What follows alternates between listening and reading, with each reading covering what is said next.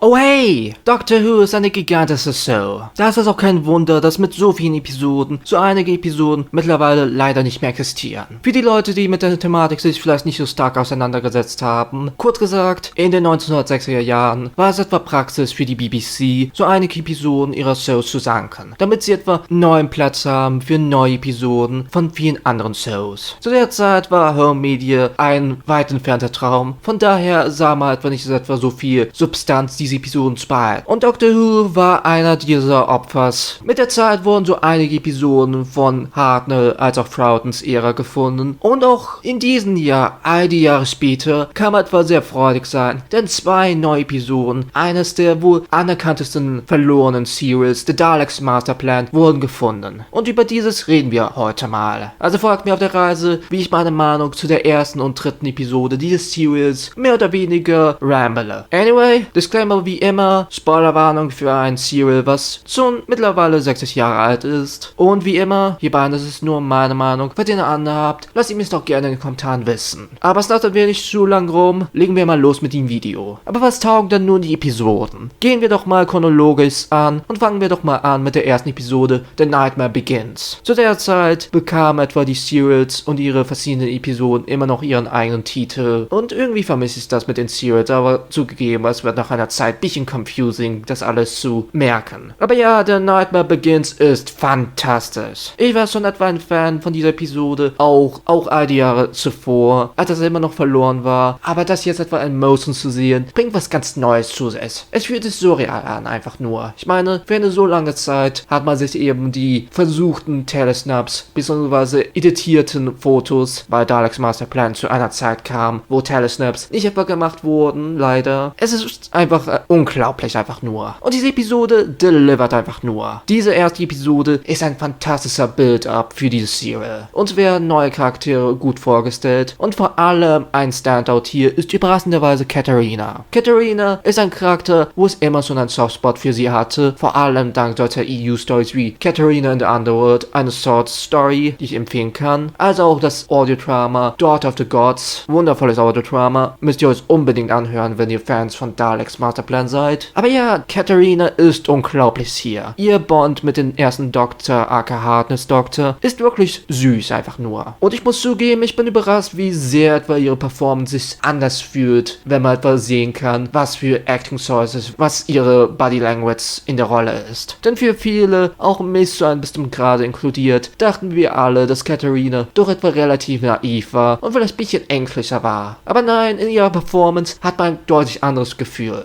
Adrian Hill macht eine wirklich gute Performance in beiden Episoden, aber vor allem in dieser Episode, wo sie so einiges zu tun bekommt. Sie ist mehr oder weniger der Main Companion, der Steven recovern muss eben. Hills Performance ist unglaublich. Sie bringt etwa wirklich einen guten Sinn für den Charakter hin und hat mal wirklich diesen Sinn, dass dieser Charakter zwar sehr verwirrt ist von dem, was etwa passiert. Immerhin stammt sie aus Troy eben. Aber nein, es ist nicht etwas Ängstliches oder einfach nur Verwirrung. Es ist Verwirrung und Awe. Sie ist verblüfft von all diesen wundervollen und vielleicht etwa auch seltsamen Dingen in dieser Zukunftswelt. Es ist wundervoll, sich das anzuschauen und ihre Szenen mit Hartnell, wo sie miteinander bonden, wo er etwa ihr verspricht, dass er sie safe hält. Es macht etwas schon etwa ihren Tod in Episode 4 so tragischer. Es ist sehr tragisch, dass wir The Traitors Episode 4 nicht haben, aber meine Güte, diese 2 Episoden helfen Katharina so gut, ein Publikum zu finden. Ihre Performance ist wirklich gut. Ich kann verstehen, warum etwa sich etwa dagegen entschieden hat, sie etwa nicht für länger zu behalten. Und ihr Tod ist sehr effektiv, auch wenn wir etwa den richtigen Tod bzw. die Todesszene nicht richtig sehen können, leider. Vielleicht in der Zukunft, fingers crossed. Aber meine Güte, wundervoll einfach nur. Und Brett Ryan, gespielt hier von Nicholas Courtney, der später den Brigadier in Doctor Who spielen würde und vermutlich dafür bekannt ist, macht eine wirklich gute und anderweitige Performance hier aus. Es fühlt sich nicht so an, als würde etwa ein Prototyp für den Brigadier spielen. Immerhin war der Brigadier weit entfernt, jemand etwa angedacht zu sein. Aber ja, Courtneys Performance, vor allem in der dritten Episode und in der ersten Episode auch, ist wundervoll. Sein Space Security Agent, Brett Ryan, macht eine wundervolle Performance aus. Und es ist einfach nur spaßig zu sehen, wie er mit Hartnell, wie er mit Peter Pearls, Steven und Co. interagiert. Und auch etwa seine Introduction-Szene, wo er mit einem anderen Space Security Agent sich unterhält und ihn etwa mehr oder weniger verspricht, ihn nicht etwa wegzulassen. Dieser aber insistet, dass Pratt etwa selber weggehen soll. Und meine Güte, die Todesszene von diesem Space Security Agent, auch wenn wir sie für eine lange Zeit hatten als Clip, ist sehr cramp. Vor allem das Aftermath, wo wir etwa dieses Gesicht von ihm sehen. Oh, es gibt mir schon etwa Gänsehaut. Hartnell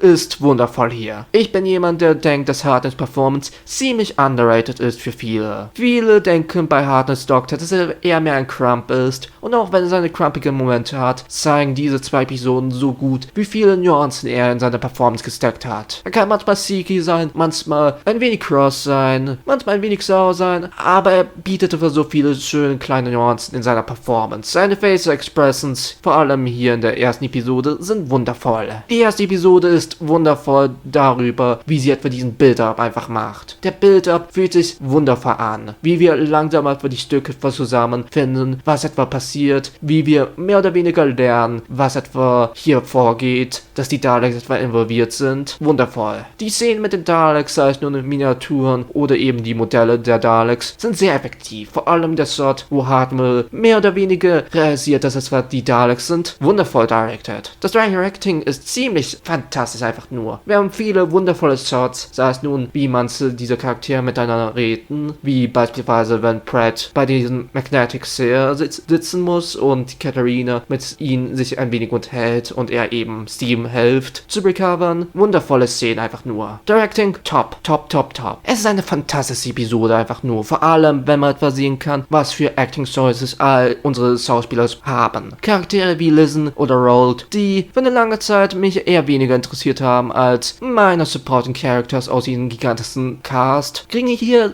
nette Nuancen zu sehen, da wir die Chance kriegen, diese Actors in Action zu sehen. Was für Entscheidungen sie eben etwa nehmen mit ihrer Body Language und andere kleine Details. Es gibt so viel hier zu loben. Großer Fan von dieser Episode. Springen wir doch mal aber zur 3. Episode, The Devil's Planet. The Devil's Planet ist zwar nicht etwa so gut wie die erste Episode, weil es ist einfach nur fantastisch, aber dennoch, The Devil's Planet ist immer noch grandios. Directing ist wieder mal top. Wir haben viele geniale Shots, vor allem wie man etwa diese anderen Welten, diesen Planet aufführt, ist wundervoll einfach nur. Diese Episode spielt größtenteils in einem anderen Raumschiff, wo etwa unsere TARDIS-Crew und Pratt Ryan sich wiederfinden. Und meine Güte, der Banter zwischen vor allem Steven und Pratt ist wundervoll zu sehen. Die Chance, etwas Steven zu geben, dieses Raumschiff etwa zu fliegen, ist wundervoll einfach nur. Immerhin ist seine Origin bzw. Hintergrund, dass er etwa ein Pilot aus der Zukunft ist. Von daher, dieses Detail hier zu nutzen und zu haben, ist wundervoll einfach nur. Hartnell und Katharina haben einen wundervollen Bond mal wieder. Und die Episode ist sehr effektiv mit seinem Setpiece. Denn so landet unser TARDIS-Team auf einem Planet, wo eben Verpresser gebracht werden. Und so müssen sie schnell von diesem Planeten etwa wegkommen. In der meisten Zeit sind die natürlich etwa im Raumschiff, aber diese Tension zu haben, ist wundervoll. So gegeben, ich bin nicht der größte Fan von diesen Verpressern auf diesem Planeten. Die Actors machen einen soliden Job, aber sind jetzt etwa nicht so memorable wie zum Beispiel Charaktere aus dem ersten Part. Dennoch eine sehr nette Idee für einen Planeten und wie man das umgesetzt hat, gegen Ende vor allem. Wow. Ich meine natürlich, das Ende trägt mehr eine Reichweite, weil wir wissen, was im 4. Teil passiert, ganz am Anfang mit Katharina. Sie stirbt eben, da sie etwa Hostage von einem dieser Leute geworden ist. Aber zu sehen, wie es dazu gekommen ist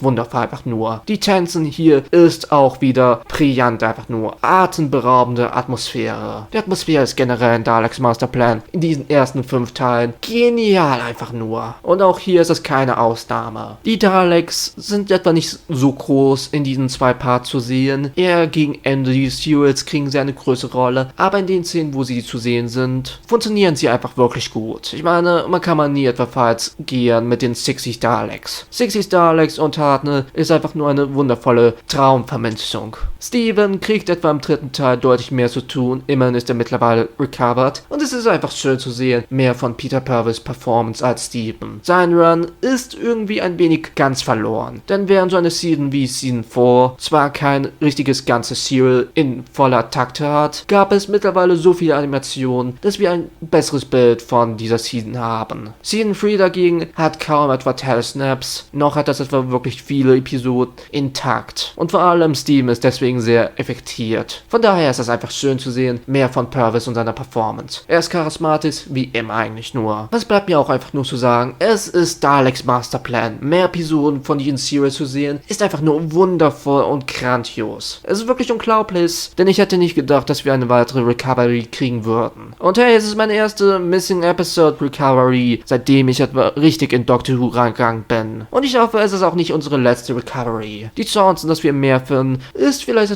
nicht etwa die allergrößte, aber ich bin hoffnungsvoll. Und ich weiß, ich werde vermutlich nie dieses Video machen, aber falls wir etwa darüber reden, welche 4 Episoden, die etwa missing sind aktuell, ich gerne etwa sehen möchte, dann wäre natürlich etwa mehr von Daleks Masterplan, vor allem Episode 4 und 12, groß auf der Liste. Die 4. Episode von The Massacre und die finale Episode von Fear of the Deep. Bitte bringt mir diese Episoden und ich bin einfach nur glücklich. Danke, Film is Fabulous. Eine Charity, die sich damit auseinandersetzt, Filme, TV-Shows und Reels eben zu katalogisieren von Collectors oder eben von Collections von verstorbenen Collectors. Es ist wundervoll zu sehen, dass diese Charity sich damit auseinandersetzt, diese Filme zu einer Preservation zu geben. Und hey, manchmal findet man etwa solches verlorenes Gold. Mich würde jetzt nun eure Meinung interessieren. Wart ihr begeistert von diesen Episoden? Wie steht ihr zu Daleks Masterplan? Ich hoffe, dieser Ramble hat euch gefallen. Wir sehen uns bzw. hören uns beim nächsten Mal wieder. Euer Random oder so ähnlich. Bye bye!